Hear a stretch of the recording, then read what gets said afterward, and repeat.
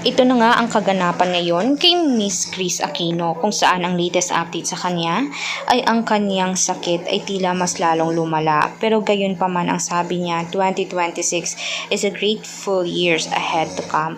Kasi nga naman kahit papaano ang 2025 niya ay nalampasan niya dahil umano sa mga panalangin na ipinalangin sa kanya ng mga fans niya at ng mga kaibigan niya. Kahit papaano umano ay marami pa rin ang nag-iidolo at nagmamahal sa isang Miss Kris Aquino. Alam naman natin kung gaano talaga ka iba ang sakit na meron siya, na halos karamihan ay wala ito. Pero gayon pa man, kung sino pa man umano ang mabuti umano ang puso, ika nga niya ay siya pa ang nabigyan ng ganitong klaseng sakit.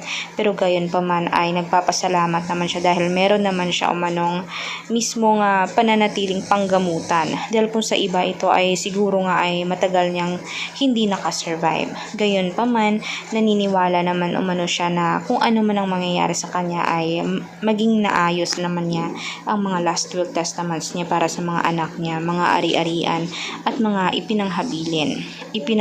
Sa Diyos na lamang umano niya ang kanyang karamdaman.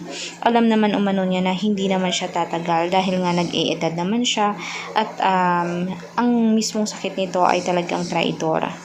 Pero kung bibigyan umano siya ng pagkakataong mabuhay ng matagal ay talagang ipinapasalamat niya ito sa itaas. Ngayon, mas lalong nangangayat si Kris, pero gayon pa man mas lalo umano siyang lumalakas para makipaglaban dahil mismo sa mga nagmamahal sa kanya. Kaya hanggang dito na lang mga kanetesen, huwag kalimutan mag-subscribe, i-click ang notification bell at i-share ang ating videos on public. Maraming salamat po mga kanetesen. Hanggang sa muling balita.